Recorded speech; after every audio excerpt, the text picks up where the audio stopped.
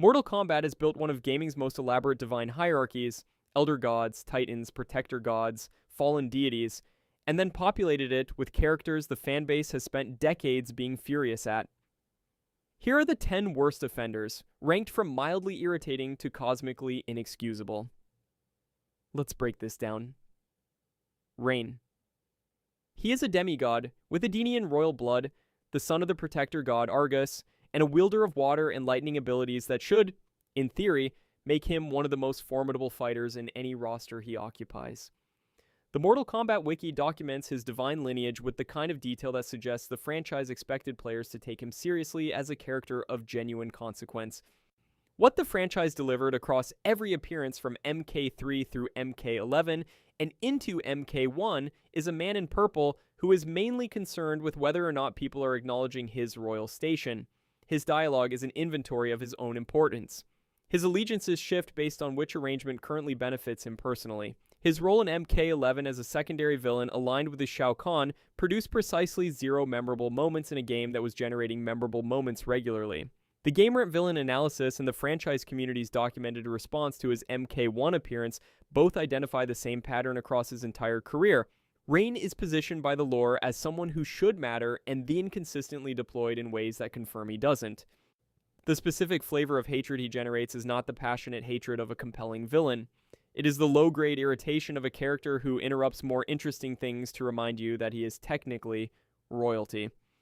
But if a purple demigod whose main personality trait is his own opinion of himself ranks 10th, wait until you learn about the son who was weaponized and still couldn't make an impression. Daegon.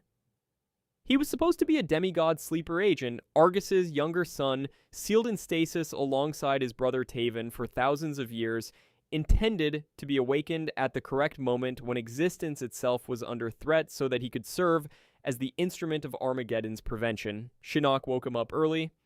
This detail from the Mortal Kombat Armageddon lore is the foundational event of Daegon's entire existence, and it is also the event that documents precisely how little narrative space the franchise gave him to work with.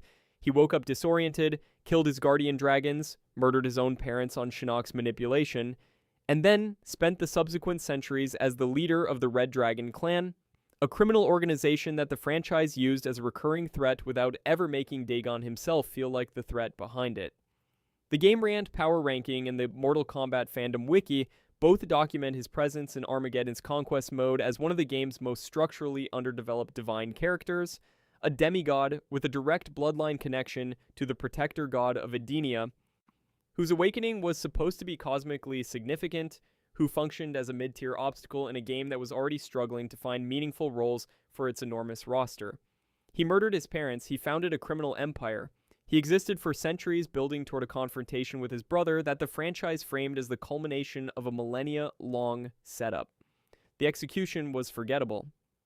But if a parasital demigod who couldn't make Armageddon care about him ranks 9th, wait until you learn about the god who designed the weapon and then couldn't control the detonation. Argus. He was the protector god of Edenia, a divine being entrusted with the safety of an entire realm, husband of the prophetess Delia, father of Taven and Daegon, and the architect of the plan that Mortal Kombat Armageddon presented as the franchise's answer to the question of what happens when too many powerful fighters exist simultaneously in the same era. The Mortal Kombat wiki and the GameRant villain analysis both document the specific logic of his plan. Delia's prophecy warned that the accumulation of godlike power among the mortal fighters of the realms would eventually produce a catastrophic Armageddon, not Shao Kahn's conquest, not Shinnok's invasion, but a fundamental structural collapse of the realm's ability to sustain that much concentrated force. Argus's solution was to seal his sons in stasis, have them battle their way through the threats of the era to grow powerful enough, and then unleash one of them to eliminate all the other warriors at the Pyramid of Argus where the elemental blaze was held. What the franchise reveals through the conquest mode in the game's lore is that Argus's plan was so poorly constructed that Shinnok could corrupt it with a single early awakening, that his 2 sons spent their entire lives in service of a mission that killed their parents, and that the plan ultimately failed anyway, requiring Liu Kang to become Fire God Liu Kang in the subsequent timeline to actually resolve the problem. A protector god designed a solution that required his children to suffer and still didn't work. But if a divine architect whose plan destroyed his own family ranks 8th, wait until you learn about the gods who were supposed to prevent all of this. The Elder Gods. The most powerful collective divine authority in the Mortal Kombat cosmology is a council of deities who govern the 9 realms, establish the rules of Mortal Kombat as the framework for resolving inter-realm conflict, and intervened in the original timeline to destroy Shao Kahn when he violated those rules by invading Earthrealm during an active tournament, a moment the Mortal Kombat 2011 community identified as the franchise's most satisfying use of its divine framework. Then Kronika arrived. The Mortal Kombat fandom wiki and the Game Rant lore inconsistencies analysis both document the problem that MK11 created for the Elder Gods' credibility. Kronika is a titan, hierarchically above the Elder Gods, their creator rather than their peer, who decided to erase and restart the timeline, and the Elder Gods did nothing. Cetrion then killed them off-screen. The Screen Rant God Tier analysis documents the community's accumulated frustration with the Elder Gods across multiple games. They intervene in Mortal Kombat tournaments, they enforce the rules of competition, they threaten sanctions, and then every time a genuinely existential threat arrives, they are either absent, passive, or insufficient. The framework they represent, the idea that divine authority and cosmic law exist as meaningful checks on the worst actors in the realms, is progressively dismantled by every major plot they fail to prevent. They are the most powerful, consistent presence in the franchise's background and the least effective force in its foreground. But if the franchise's most institutionally useless divine authority ranks 7th, wait until you learn about the king who came back after 3 games of hype and then squandered every second of it. Onaga, the Dragon King. The Mortal Kombat Deadly Alliance story mode introduced him as an impossible threat in a game that had just killed its 2 most dangerous established villains. Shang Tsung and Quan Chi's combined assault had defeated Shao Kahn. Then, the undead Dragon King, Onaga, arrived and shrugged off a combined attack from the united forces of Raiden, Shang Tsung, and Quan Chi simultaneously. Raiden had to destroy himself with a divine self-sacrifice that scattered his essence across the realms just to slow Onaga down. The franchise had spent 2 games building Onaga as the most dangerous being in the realms, the original ruler of Outworld before Shao Kahn's assassination ended his reign, the only fighter who had ever made Shao Kahn feel genuine fear. The Screen Rant. Most powerful villain ranking and the Den of Geek character power analysis both document what Mortal Kombat Deception story mode then delivered. A villain story so narratively thin that the community's consistent description of his deception arc is tacked on. He had the Kamidogu pieces. He had necromantic control of a vast undead army. He was objectively the most powerful being in the game's fiction. And the plot around him had so little momentum, so little character work, so few scenes that made him feel like a person rather than an obstacle, that a character hyped across 3 games as the franchise's ultimate threat concluded his storyline as one of the most disappointing payoffs in MK history. But if the most overpromised and underdelivered divine villain in franchise history ranks 6th, wait until you learn about what happens to a protector god when he stops protecting. Dark Raiden. The Thunder God of Earthrealm has spent the entirety of the franchise's run as its most prominent heroic divine figure, the lightning-crackling protector who called on the Elder Gods, who sacrificed himself to stop Onaga, who guided Liu Kang, Kung Lao, and the Earthrealm defenders through tournament after tournament. Then Mortal Kombat 2011 gave him Shinnok's amulet during the climax, and he became Dark Raiden, a corrupted version of himself whose eyes went red and whose protective philosophy inverted into something that looked at threats and decided that preemptive elimination was more effective than defense. The Game Rant villain analysis and the Screen Rant MK lore inconsistencies piece both document what followed across MK11. Dark Raiden spent the game making decisions whose consequences he couldn't fully anticipate, his aggression designed to protect Earthrealm producing diplomatic disasters and strategic errors that made the timeline more unstable rather than less. The specific frustration the community directed at Dark Raiden was not that a heroic character becoming corrupted was a bad idea. It is a structurally sound idea. The frustration was that his corruption turned him from competent to erratic in ways that required the other characters to clean up his mistakes while he remained convinced he was the most qualified person in the room.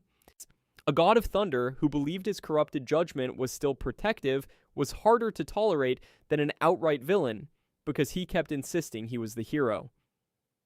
But if Earthrealm's protector, becoming Earthrealm's most destructive recurring problem, ranks 5th, wait until you learn about the fallen god who Johnny Cage defeated. Shinnok. He is an elder god of death and darkness, a being of divine stature second only to the Titans in the Mortal Kombat cosmological hierarchy, the former master of the Netherrealm, the architect of an invasion of Earthrealm that the lore describes as nearly wiping it out entirely, the franchise's closest analog to the concept of a genuinely cosmic evil. He also lost to Johnny Cage. The Screen Rant God Tier Analysis and the Den of Geek Power ranking both document the specific problem that runs through Shinnok's entire presence in the franchise. There is a catastrophic gap between what his title and lore imply and what his actual narrative delivery produces. In MK4, he functioned as the final boss without the menace his divine status promised. In MKX, after years of setup across MK9's post-credits scene and the X comics, he was decapitated by a corrupted Raiden within the first hour of the game's story mode, and spent the remainder of MKX11 as a living head in a box that the characters periodically consulted or tortured. Johnny Cage, a movie actor from Los Angeles, activated a genetic power burst and physically dominated an elder god in what should have been an impossible mismatch. The franchise's version of Satan is most commonly discussed in fan communities in the context of that specific fight, the look on his face when Johnny's fist connected, and the box. A cosmic darkness given divine form, reduced to a prop. But, if the fallen elder god who became a severed head in a box ranks 4th, wait until you learn about the virtue that enabled catastrophe. Cetrion. She was introduced in Mortal Kombat 11 as the elder goddess of life, nature, and virtue, Shinnok's counterpart, the light to his darkness, a being whose elemental power over fire, water, earth, and air made her one of the most mechanically formidable characters in the game, and whose lore positioned her as the franchise's embodiment of everything the Elder Gods were supposed to represent. The Game Rant villain rankings and the MK community's documented reception of her character both identify the same two-part failure. Her boss fight, encountered multiple times in MK11 story mode, became the game's most complained about gameplay element, a health sponge encounter with environmental hazards that the community consistently identifies as the single most frustrating mandatory encounter in the game, regardless of which difficulty setting they were playing on. Her narrative function was worse. She killed every other elder god on Kronika's orders, betrayed the entire divine institution she represented, and then voluntarily allowed herself to be absorbed into Kronika to fuel the Titan's final plan, dying in service of her mother's ambition in a scene the franchise framed as sacrifice. But the community experienced as the confirmation that the elder goddess of virtue had spent her entire existence as an instrument of someone else's agenda. Her arc was not a fall from virtue. It was the revelation that the virtue was always a performance. But if the elder goddess of life, whose primary function was making MK11 frustrating, ranks 3rd, wait until you learn about the villain who lost in the tutorial. Kronika. She was Mortal Kombat 11's primary antagonist, the Keeper of Time, a titan above the Elder Gods, the mother of both Shinnok and Cetrion, and the franchise's first female final boss in over 25 years of games. The Screen Rant MK lore inconsistencies analysis and the Game Rant Strongest Gods ranking both document the specific architecture of her failure. She is, by the franchise's explicit hierarchy, the most powerful being in Mortal Kombat outside of the One Being, a titan who created elder gods who can manipulate the entire timeline at will, who has seen every version of history and has been engineering her preferred outcome across all of them. She was also defeated in the game's opening prologue section. The tutorial fight established that even a relatively powered Liu Kang could damage her, which retroactively calibrated the community's sense of her as a final boss threat before her first scene of menacing dialogue. And then her plan throughout the game's story, rather than actively reshaping events with the timeline power her lore specified, was primarily reactive, recruiting past versions of characters, watching the Earthrealm defenders disrupt her operations, and losing ground systematically until the climactic beach confrontation. The most powerful temporal being in the franchise spent MK11 reacting to mortals rather than controlling them. She had the cosmological authority to rewrite every decision that opposed her and the narrative function of someone who keeps being interrupted. But if the franchise's first female final boss, who lost authority the moment she appeared, ranks second, wait until you learn about the entity that created all existence and then disappeared from its own story. The One Being. At the beginning of all things, before the Elder Gods existed, before the realms were divided, before the first tournament was held, or the first realm was contested, there was the One Being, a primordial entity of pure existence that predated everything and fed off the power of the Elder Gods to sustain itself. The Mortal Kombat fandom wiki and the Screen Rant God tier analysis both document the cosmological event that structured the franchise's entire mythology. The Elder Gods fought back by creating the Kamidogu daggers, divided the One Being's essence across the 9 realms to contain it, and in doing so, created the multiverse that every game takes place inside. Every time a conqueror tries to merge the realms, every time Shao Kahn attempts conquest, every time Shinnok works toward unification, every time the Kamidogu are threatened, the underlying reason is that a merged realm would wake the One Being and unmake all of existence. The One Being is the reason the rules of Mortal Kombat exist. It is the reason the Elder Gods care about realm sovereignty. It is the reason Kronika's timeline manipulation threatened not just history, but reality itself. It is the foundational justification for every major villain's plan and every divine intervention across 30-plus years of franchise history. It has never appeared. It has never spoken. It has never acted. The most cosmologically important entity in Mortal Kombat is a permanent background threat that the franchise built its entire divine hierarchy around preventing from waking up, and then decided it was more useful as a concept than as a character. Which is the specific kind of creative decision that makes fans angrier the more they think about it, because the One Being's absence doesn't feel like deliberate mystery. It feels like nobody figured out what to do with the answer.